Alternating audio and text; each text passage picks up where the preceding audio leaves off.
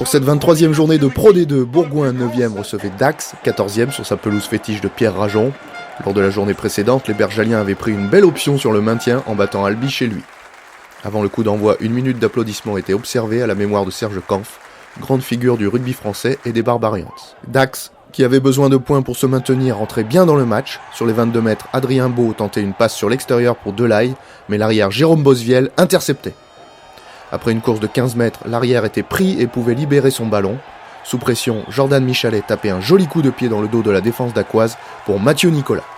L'ailier récupérait ce bon ballon, débordait Olivier Auguste et allait inscrire le premier essai du match. Dax était pris à froid sur ce contre terrible. L'essai était transformé par Jérôme Bosviel, le métronome bergalien. La réaction d'Aquoise est immédiate. Après une attaque sur les 50 mètres, Ignacio Mieres sert Filimo Taoufifenua dans l'intervalle. Le troisième ligne prend bien l'espace laissé par la défense et perce sur 30 mètres. Le flanqueur échappe à Bosviel, mais il est pris près de la ligne par Nicolas Faure et Jean-François Cooks, revenus de son aile. L'action des Rouges et Blancs se poursuit avec Chiapessoni, Restano et les avants. Thomas Sett éjecte le ballon pour Romain Lacoste et l'arrière tente une passe au pied pour ses trois quarts et Joseph Tuino. Mais ce sont les Landais qui captent le ballon en premier. Sur cette phase de jeu, l'US Dax obtiendra quand même une pénalité réussie par son centre argentin, Ignacio Mieres. Dax réduit le score, mais Jérôme Bosviel efface tout d'une pénalité des 40 mètres en face des poteaux. Dans cette fin de mi-temps, les fautes s'accumulent des deux côtés, et Ignacio Mieres rajoute 3 points pour Dax sur une pénalité. Après la mi-temps, Bourgoin met la pression sur Dax, le pack landais perd le ballon sur son introduction en mêlée. Le troisième ligne centre Thomas Toevalou récupère le ballon et marque le deuxième essai bergalien. L'ancien palois a bénéficié d'un bon travail de son paquet d'avant. Jérôme Bosviel, impeccable, transforme l'essai.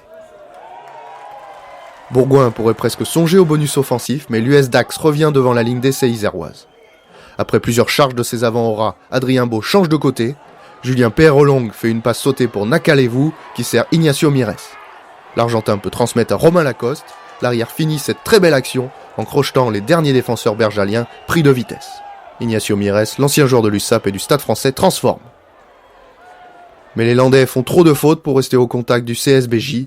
Jérôme Bosviel, l'arrière bergalien, passe une nouvelle pénalité. Dans les 10 dernières minutes, le pack de Bourgoin accroît sa domination dans les phases de conquête. Sur une pénale touche, les avants isérois tentent de passer en force. Le Maule se désaxe au départ, mais le pack bergalien reprend son avancée pour marquer son troisième essai. C'est Julien Janaudy, le talonneur remplaçant du CSBJ, qui parachève le bon travail du 8 de devant isérois. Jérôme Bosviel transforme cet essai des 25 mètres. La victoire est acquise pour Bourgoin, mais dans les dernières secondes de la partie, le bonus offensif est en ligne de mire. Sur une nouvelle pénale touche, le pack Ciel et Grenat enfonce son homologue et tous les avants s'écroulent dans l'embut. C'est encore Julien Janaudy qui termine cette action et marque le 4e essai du CSBJ, synonyme de bonus offensif. Jérôme Bosviel, auteur d'un 100% au pied, transforme l'essai après la sirène.